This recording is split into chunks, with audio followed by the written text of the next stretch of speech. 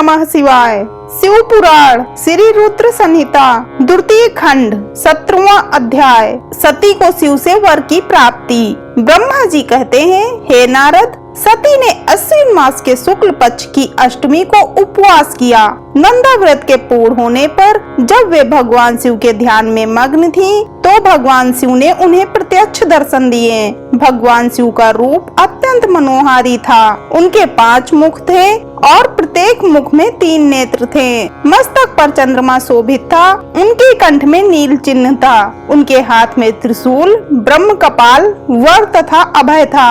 उन्होंने पूरे शरीर पर भस्म लगा रखी थी। गंगा जी उनके मस्तक पर शोभा पा रही थी। उनका मुख करोड़ों चंद्रमाओं के समान प्रकाशमान था। सती ने उन्हें प्रत्यक्ष रूप से अपने सामने पाकर उनके चरणों की वंदना की। उस समय लज्जा और शर्म के कारण उनका सिर नीचे की ओर झुका हुआ था। तपस्या का फल प्रदान करने के लिए शिव जी बोले, उत्तम व्रत का पालन करने वाली हे दक्ष नंदिनी, मैं तुम्हारी तपस्या से बहुत प्रसन्न हूँ। इसीलिए तुम्हारी मनोकामना को पूरा करने के लिए स्वयं यहाँ प्रकट हुआ हूँ। अतः तुम्हारे मन में जो भी इच्छा है, तुम्हारी जो भी कामना है, जिसके वशीभूत होकर तुमने इतनी घोर तपस्या की है, वह मुझे बताओ, मैं उसे अवश्य ही पूर्ण करूँगा। ब्रह्मा जी कहते हैं, हे मुनि, जगदीश्वर महादेव जी ने सती के मनोभाव को समझ लिया था। फिर भी वे सती से बोले कि देवी वर मांगो। देवी सती शर्म से सिर झुकाए थी। वे चाह कर भी कुछ नहीं कह पा रही थी। भगवान शिव के वचन सुनकर सती प्रेम में मग्न हो गई थी। शिव जी बार बार सती से वर मांगने के लिए कह रहे थे। तब देवी सती ने महादेव जी से कहा, हे वर देने वाले प्रभु, मुझे मेरी इच्छा के अनुसार ही वर दीजिए। इतना कहकर देवी चुप हो गयीं। जब भगवान शिव ने देखा कि देवी सती लज्जावश कुछ कह नहीं पा रही हैं, तो वे स्वयं उनसे बोले, हे देवी, तुम मेरी अर्धांगिनी बनो। यह सुनकर सती अत्यंत प्रसन्न हुई, क्योंकि उन्हें अपने मनोवांछित फल की प्राप्ति हुई थी। वे अपने हाथ जोड़कर और मस्तक को झुकाकर भक्त वत्सल शिव के चरणों की वंदना करने लगी। सती बोली, हे देवाधिदेव महादेव प्रभु, आप मेरे पिता को कहकर वैवाहिक विधि से मेरा पाणी ग्रहण करें। ब्रह्मा जी बोले, नारद, सती की बात सुनकर शिव जी ने उन्हें यह आश्वासन दिया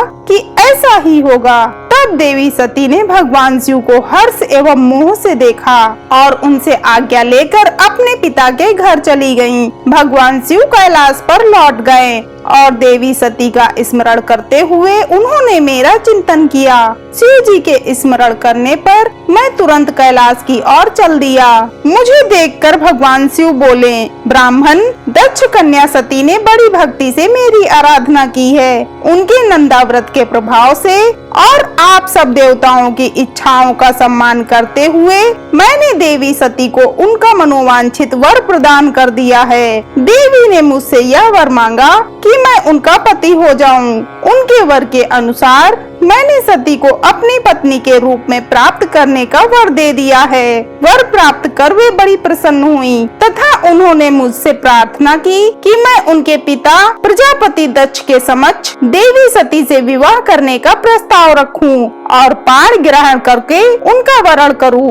उनके विनम्र अनुरोध को मैंने स्वीकार कर लिया है। इसीलिए मैंने आपको यहाँ बुलाया है कि आप प्रजापति दक्ष के घर जाकर उनसे देवी सती का कन्यादान मुझसे करने का अनुरोध करें। भगवान शिव की आज्ञा से मैं बहुत प्रसन्न हुआ और मैंने उनसे कहा, भगवान, मैं धन्य हो गया जो आपने हम सभी देवी देवताओं के अनुरोध को स्वीकार कर देवी सती को अपनी पत्नी बनाना स्वीकार करने और इस कार्य को पूरा करने के लिए मुझे चुना। मैं आपकी आज्ञा अनुसार अभी प्रजापति दक्ष के घर जाता हूँ और उन्हें आपका संदेश सुनाकर देवी सती का हाथ आपके लिए मांगता हूँ। यह कहकर मैं वेगशाली रथ से दक्ष के घर की ओर चल दिया। नारद जी ने पूछा, हे पितामह, पहले आप मुझे यह बताइए कि देवी सती के घर लौटने पर क्या हुआ। दक्ष ने उनसे क्या कहा और क्या किया। ब्रह्मा जी नारद जी के प्रश्न का उत्तर देते हुए बोले, जब देवी सती तपस्या पूर्ण होने पर अपनी इच्छा के अनुरूप भगवान शिव से वर पाकर अपने घर लौटी तो उन्होंने श्रद्धा पूर्वक अपने माता पिता को प्रणाम किया। उन्होंने अपनी सहेली द्वारा अपने माता पिता को यह सूचना दी कि उन्हें भगवान शिव से वरदान की प्राप्ति हो गई है। वे सती की तपस्या से बहुत प्रसन्न हुए हैं और उन्हें अपनी पत्नी के रूप में प्राप्त करना चाहते हैं। यह सुनकर प्रजापति दक्ष और उनकी पत्नी बहुत प्रसन्न हुए। उन्होंने आनंदित होकर बड़े उत्सव का आयोजन किया। उन्होंने ब्राह्मणों को भोजन कराया और उन्हें दक्षिणा दी। उन्होंने गरीबों और दीनों को दान दिया। कुछ समय बीत जाने पर प्रजापति दक्ष को पुनः चिंता होने लगी कि वे अपनी पुत्री का विवाह भगवान शिव से कैसे करें, क्योंकि वे अब तक मेरे पास सती का हाथ मांगने नहीं आए हैं। इस प्रकार प्रजापति दक्ष चिंता मग्न हो गए, लेकिन उन्हें ऐसी चिंता ज्यादा दिनों तक नहीं करनी पड़ी। शिव तो कृपा के सागर और करुणा की खान है, तब वह कैसे चिंतित रह सकता है। जिसकी पुत्री ने तप द्वारा शिव का वरण किया है, तब मैं सरस्वती सहित उनके घर उपस्थित हो गया। तब मुझे देखकर उन्होंने मुझे प्रणाम किया और बैठने के लिए आसन दिया। तत्पश्चात दक्ष ने मेरे आने का कारण पूछा तो मैंने अपने आने का प्रयोजन बताते हुए कहा, हे प्रजापति दक्ष, मैं भगवान शिव की आज्ञा से आपके घर आया हूँ। मैं देवी सती का हाथ महादेव जी के लिए मांगने आया हूँ। सती ने उत्तम आराधना करके भगवान शिव को प्रसन्न कर उन्हें अपने पति के रूप में प्राप्त करने का वर प्राप्त किया है। अतः तुम शीघ्र ही सती का पाणिग्रहण शिव जी के साथ कर दो। नारद, मेरी यह बातें सुनकर दक्ष बहुत प्रसन्न हुआ। उसने हर्षित मन से इस विवाह के लिए अपनी स्वीकृति दे दी। तब मैं प्रसन्न मन से कैलाश पर्वत पर चल दिया। वहाँ भगवान शिव मेरी उत्सुकता से प्रतीक्षा कर रहे थे। वहीं दूसरी ओर प्रजापति दक्ष, उनकी पत्नी और पुत्री सती विवाह प्रस्ताव आने पर हर्ष से विभोर हो रहे थे। हर हर महादेव।